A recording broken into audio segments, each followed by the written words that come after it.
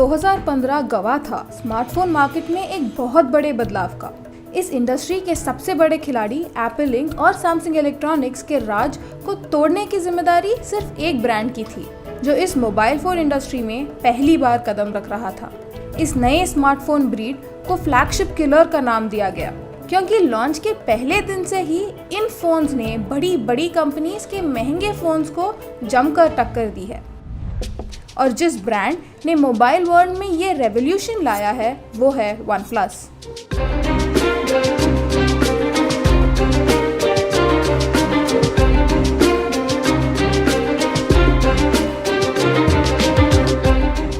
जो एक Chinese smartphone startup है जिसको 2013 में स्थापित किया गया था। इस larger than life mobile phone brand के पीछे जिनका हाथ है वो है पीट लाओ और कार्ल पेई। पीट OnePlus कंपनी के सीईओ हैं। इस चाइनीज एंटरप्रेन्योर ने अपनी करियर की शुरुआत ओप्पो इलेक्ट्रॉनिक्स में एक हार्डवेयर इंजीनियर के रोल से की थी।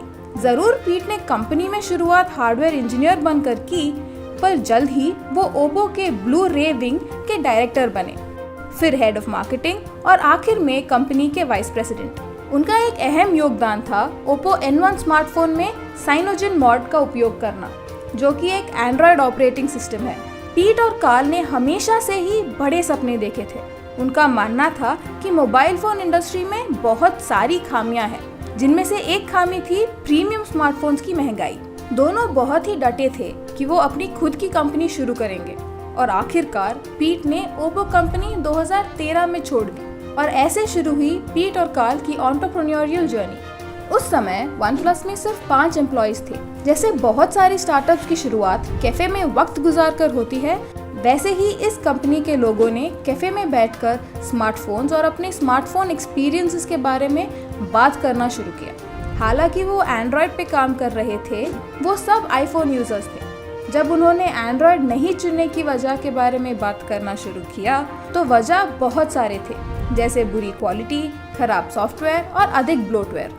तब उन्होंने एक ऐसा अवसर देखा, एक ऐसा डिवाइस बनाने का जिसमें अच्छी बिल्ड क्वालिटी हो, अटेंशन टू डिटेल हो और अनोखा डिजाइन हो, जो फिलहाल मार्केट में नहीं था। फोन की कीमत पर उन्होंने तब तक चर्चा नहीं किया था। उन्हें सिर्फ एक बढ़िया एंड्रॉयड डिवाइस बनाना था जो वो खुद इस्तेमाल कर सकते थे। उन्होंने जल्द ही अपनी कंपनी का अनाउंसमेंट किया और अपने पहले प्रोडक्ट OnePlus One पर काम करना शुरू कर दिया। प्रोटोटाइप बनाने पर उन्हें ये एहसास हुआ कि वो एक फ्लैगशिप किलर बना सकते हैं, जो कि बहुत किफ़ायती होगा। ऐसे हुई उनकी सफ़र की शुरुआत। उनका मानना था कि ज़रूर एंड्रॉयड के पास एक बड़ी मार्केट शेयर है, पर ज़्यादा लोग आईफोन इस्तेमाल करते हैं, क्योंकि एप्पल एक अकेली कंपनी है जो प्रोडक्ट के बारे में ख्याल रखता है। ऐसा लगता था कि एंड्रॉयड के मेकर्स फ़ोन में फीचर सिर्फ इसलिए डालते थे ताकि उनके फ़ोन्स औरों से अलग हो। वो कभी यूजर्स के अनुभव के बारे में नहीं सोचते थे। एक किफ़ायती फ्लैगशिप किलर को बनाने की चाह से वो OnePlus को लॉन्च करने के लिए तैयार हो गए, पर वो OnePlus को ट्रेडिशनल मायने में रिटेल स्टोर्स में बेचकर लॉन्च करना नहीं चाहते थे, बल्कि उन्होंने एक अलग अप्रोच अपनाया, जो था इनवाइट ओनली सिस्टम का। ज़्यादातर ऐसे एक्सक्लूसिव इनवाइट्स सिर्फ बड़ी क्लब्स और सीक्रेट सोसाइटीज़ के अमीर मेंबर्स को दिया जाता है। फिर भी OnePlus इस सिस्टम को अपनाकर आगे बढ़े। उस समय इंडस्ट्री एक्सपर्ट्स का मानना था कि ऐसी सिस्टम कभी काम नहीं करेगी, और उन्होंने कंपनी फाउंडर्स को चेतावनी भी दी। पर OnePlus अपनी पहली स्मार्टफोन बेचने तैयार थे, एक इनवाइट ओनली बेसिस पर, एक ब्रांड नेम से जिसके बारे में किसी को खबर नहीं थी। सब चेतावनियों के बावजूद OnePlus ने सबको गलत साबित कर दिया। OnePlus One मार्केट में एक बड़ा हिट था और जल्द ही 2014 के सबसे दिलचस्प स्मार्टफोन बन गया। 2014 के आखिर तक OnePlus One ने विश्व भर 1.5 मिलियन फोन्स बेची।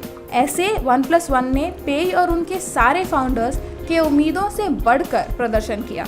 सबसे चौंका देने वाली बात तो ये थी कि ये सब हासिल हुआ किसी एडवर्टाइजिंग के बिना। OnePlus के बड़े मार्केट में से एक है भारत, और भारत में OnePlus One के सेल्स काफ़ी बेहतरीन थे। पर बाकी बिजनेसेस जैसे ही जहां सफलता होती है वहां पर कुछ तनाव भी होता है। माइक्रोमैक्स एक इंडियन फ़ोन मैन्युफैक्चरिंग कंपनी द्वारा फाइल किया गया लॉसूट के कारण दिल्ली हाई कोर्ट ने OnePlus के सेल्स को बैन कर दिया। माइक्रोमैक्स का कहना था कि वो एक अकेली कंपनी थी जिसको साइनोजेन मॉड सॉफ्टवेयर वाले फ़ोन्स को इंडिया में बेचने का अधिकार था। OnePlus ने इसके जवाब में कहा ये नियम सिर्फ भारतीय कंपनीज के लिए थी, ना कि उन कंपनीज के लिए जो फ़ोन्स को इंडिया के बाहर मैन्युफैक्चर करते थे। दिसंबर 21, 2014 को इस बैन को हटा दिया गया और OnePlus को अपनी OnePlus 2 डिवाइसेस के लिए अपनी खुद की एंड्रॉयड पर आधारित कस्टम ROM ऑक्सीजन OS को बनाना पड़ा। अपनी सफलता के बाद OnePlus ने अपनी प्रोडक्ट्स साउथ ईस्ट एशिया में पहली बार उपलब्ध करवाई। इसके लिए उन्होंने लज़ादा इंडोनेशिया के साथ पार्टनरशिप किया और जनवरी 23, 2015 को शुरू किया। OnePlus 1 के सफल लॉन्च के बाद इस कंपनी ने OnePlus 2 को लॉन्च किया जुलाई 27, 2015 को। अन्य वेबसाइट्स और गैजेट रिव्यूज़ ने इस फ़ोन को 2016 फ्लैगशिप किलर का खिताब दिया। इस कंपनी के दूसरे फ़ोन से बहुत सारी उम्मीदें थी क्योंकि कंपनी ने अपने आने वाले फ़ोन्स के लिए काफ़ी हाइप क्रिएट किया था। जैसे OnePlus स्मार्टफोन के सेल्स बढ़ते गए, वैसे ही कंपनी अपनी मार्केट की पहुंच बढ़ाती गई। OnePlus 3 के लॉन्च के बाद OnePlus को इतने सारे ऑर्डर्स मिले कि उन्हें अपनी सेल्स को तब तक रोकना पड़ा जब तक वो डिमांड से कदम मिला सकते थे। OnePlus 3T को भी इसी तरह डिमांड आया। वास्तव में OnePlus 3T ने एंड्रॉयड डिवाइसेस का नक्शा ही बदल दिया था, बढ़िया स्पेसिफिकेशंस छोटी कीमत पर पेश करके। पर सोचने वाली बात ये है कि आखिर ये कैसे हुआ कि एक कंपनी जो कुछ साल पहले तक जीवित ही नहीं था, उसने विश्व की बड़ी कंपनीज जैसे LG और सैमसंग को पीछे छोड़ दिया। इस सवाल का जवाब है उनका विजन और उनका डिप्लॉयमेंट प्लान। OnePlus का मोटो है बढ़िया प्रोडक्ट्स बनाना और उनको सीधे कस्टमर्स को बेचना, बीच में से मिडिल मैन को हटाकर। ये company word of mouth policy को अपना कर चलती है। वो कस्टमर्स को अच्छे मूल्य देने में विश्वास रखते हैं ताकि वो प्रोडक्ट्स को अपने दोस्तों और फैमिलीज में प्रमोट कर सके। एक खुश कस्टमर ही प्रोडक्ट और कंपनी को सराह सकता है। उनकी बिजनेस मॉडल ये अच्छे से दर्शाती है कि वो अपने डिवाइसेस में सबसे बढ़िया क्वालिटी के मटेरियल्स और नए हार्डवेयर इस्तेमाल करते हैं। सारे कंपोनेंट्स जैसे स्क्रीन, प्रोसेसर, रैम, कैमरा वगैरह को अपनी फैक्ट्री में जुटाकर टेस्ट कर जोड़ दिया जाता है। OnePlus के मुताबिक एक बढ़िया प्रोडक्ट अपने आप को बेचने की क्षमता रखता है बिना किसी मार्केटिंग के। आजकल के इंटरनेट एंड सोशल मीडिया के ज़माने में बड़ी ब्रांड्स अपनी बुरी गैजेट्स को बड़ी मार्केटिंग कैंपेन्स के पीछे छुपा नहीं सकते। ग्राहक खुद अलग अलग फ़ोन्स को इंटरनेट में जान सकते हैं और अपनी ज़रूरतों के हिसाब से सबसे अच्छी फ़ोन चुन सकते हैं।